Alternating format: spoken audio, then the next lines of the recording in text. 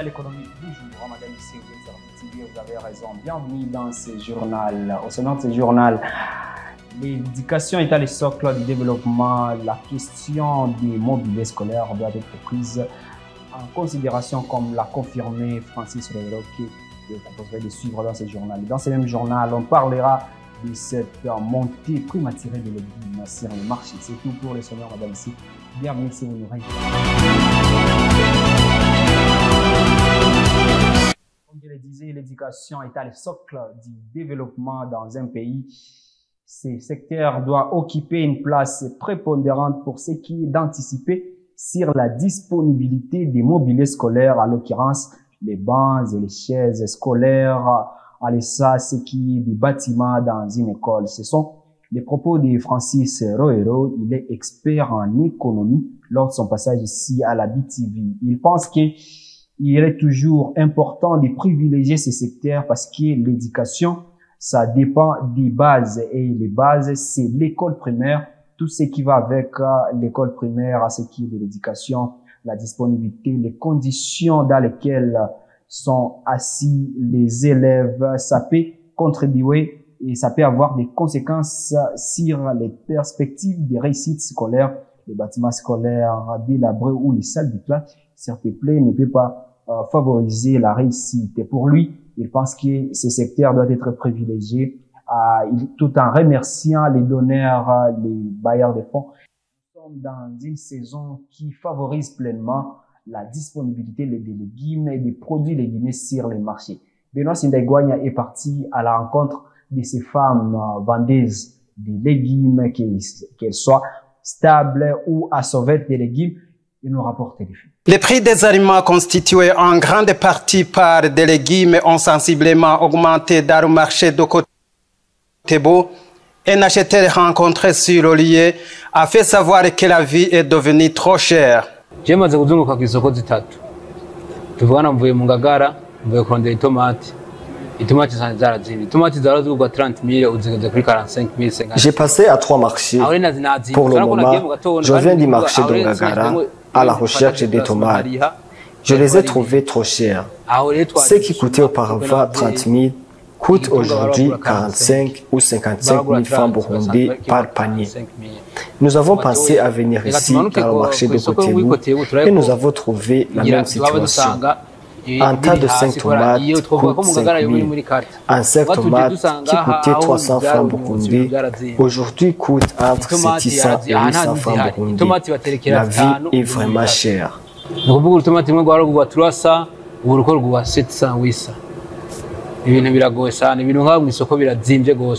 Il demande aux concernés de voir comment gérer cette question de la cherté de la vie. Nous supplions à l'État, plus particulièrement au président de la République, qui a le dernier mot, d'arbitrer les prix de transport, car c'est le moteur de tout, même les prix des denrées alimentaires. Malgré que la flambée des prix des légumes ne cesse de prendre le plafond, certains vendeurs et acheteurs ne comprennent point ce phénomène alors qu'on est dans la période de récolte.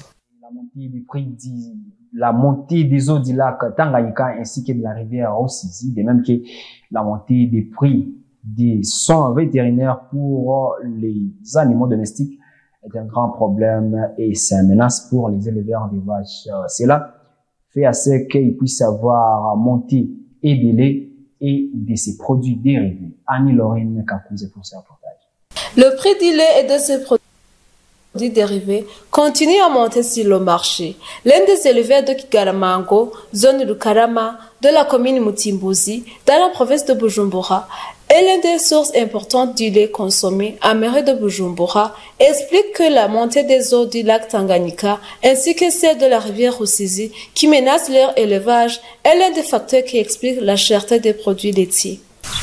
Muri kuno kwezi guhera mu kwa gatatu gushika nko mu kwezi kwa gatandatu turaterwa n'amazi ya Rusizi, turaterwa n'amazi ya Tanganyika aho basanzwe bakura ubwatsi.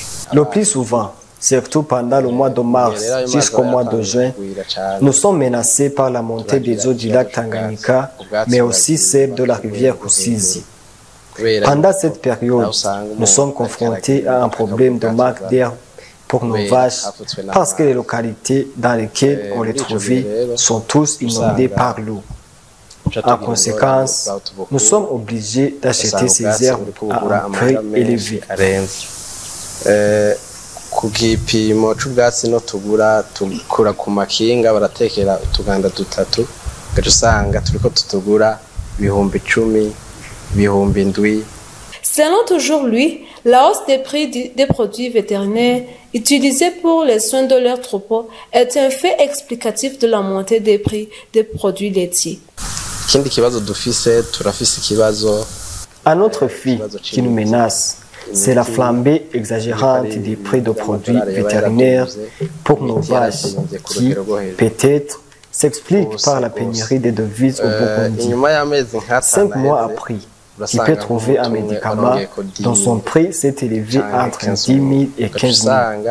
C'est énorme, vu que les races de vaches que nous avons ici tombent le plus souvent malades. Nous décidons alors de hausser le prix du lait pour pouvoir acheter ces médicaments.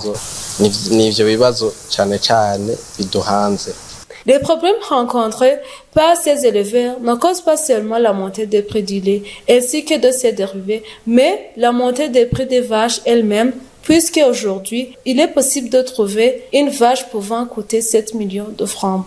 Les câbles aiguisés et en ruine, ainsi que les réseaux d'alimentation utilisés depuis trop longtemps sont les uns des problèmes qui fait que les courants électriques ne puissent pas être stables ici à mairie de Bujumbura et dans d'autres provinces ailleurs. C'est ce qu'affirme le directeur général de la société Régie des eaux, M.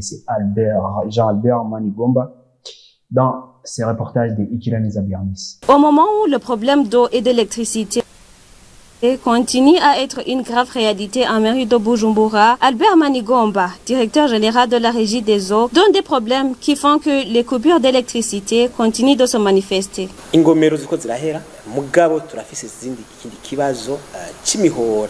Les barrages sont sur le point d'être terminés, mais on a un autre problème des réseaux de distribution ici en ville de Bujumbura, qui sont usés car on l'utilise depuis plusieurs années. La Régie des eaux existe depuis 1932 ainsi que ses réseaux. À cette époque, la ville était petite et il y avait peu de maisons, c'est-à-dire que l'électricité était utilisée par peu de personnes et la force de l'électricité aussi était peu. Mais maintenant, tout s'est multiplié. Donc, ces câbles ne peuvent plus supporter beaucoup d'électricité.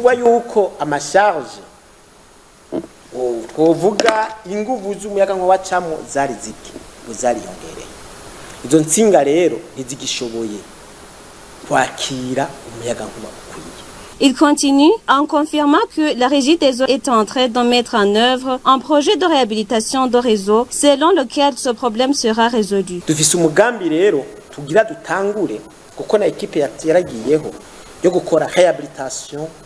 On a un projet de réhabiliter tous les réseaux de Bujumbura. Donc, même si on a l'électricité, sans d'abord terminer cette réhabilitation de réseau, il y aura toujours des coupures dans certaines parties à cause des pannes.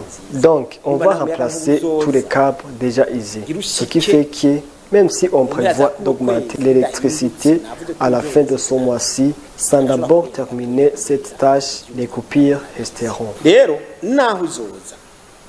tutaraheza ico gikorwa harashobora gusanga ikaritsiye izobura amatara kubera pane akanya gato.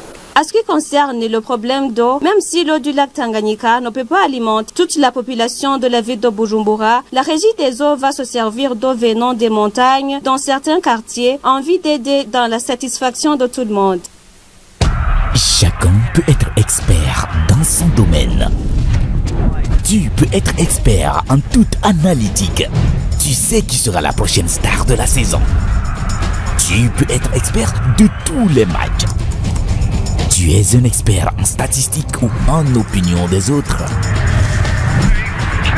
OneXBet t'aidera à démontrer ton expertise. Exprime-toi. Tu es l'expert. En mars, seulement avec Canal+. Je vois des choses que les autres ne voient pas. Oh, que c'est chaud! On en était sûr que ça allait mal se passer! Qui veut être avec le célibataire le plus séduisant? Elles vont toutes se jeter sur lui. Oh, toute cette générosité. Je peux le ressentir. 30 jours de festivités, 30 jours de spiritualité. Soyez éblouissants. Cinéma, sport, séries, documentaires et grands spectacles. 100% de toutes vos envies avec Canal+. Hello, can you have Blaugrana Crew, please? Blaugrana Crew! Blaugrana Crew! Blaugrana Crew!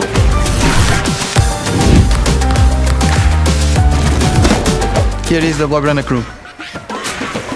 Rejoignez le Blaugrana Crew, participez à la promotion et gagnez des prix offerts par 1xBet et le FC Barcelone.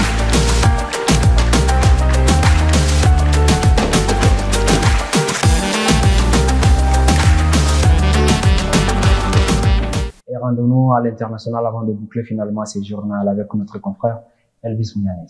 Au Sénégal, les résultats du présidentiel ne sont pas encore disponibles.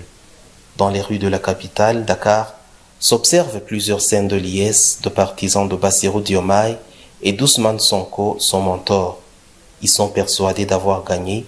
Ils célèbrent la victoire alors que les résultats officiels ne sont pas encore disponibles.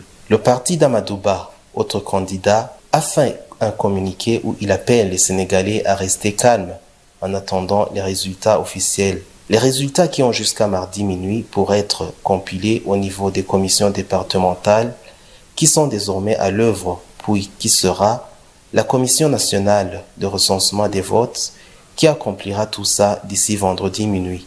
Les candidats auront ensuite 72 heures pour faire d'éventuels recours et ce sera enfin le Conseil constitutionnel qui donnera des résultats définitifs, et si aucun candidat n'a remporté la majorité absolue, il y aura un second tour dont la date restera à fixer. Les 4 auteurs présumés de l'attaque d'une salle de concert près de Moscou, qui a fait 137 morts, ont été placés dimanche en détention provisoire après leur comparution devant un tribunal de la capitale. Cette comparution intervient au soir d'une journée de deuil en Russie, après le massacre de vendredi qui a fait au moins 137 morts, l'attaque la plus meurtrière sur le sol européen revendiquée par le groupe djihadiste État islamique.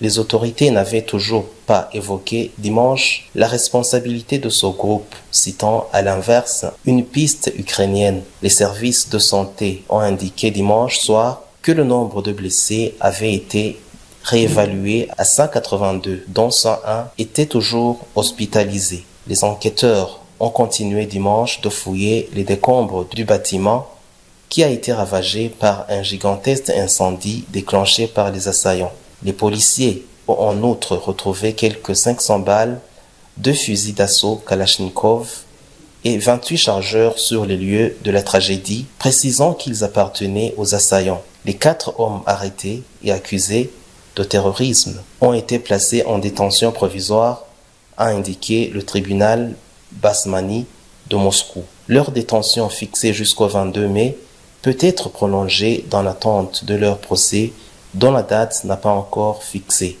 Au total, les autorités russes ont rapporté l'arrestation de 11 personnes, dont 4 assaillants en lien avec cette attaque.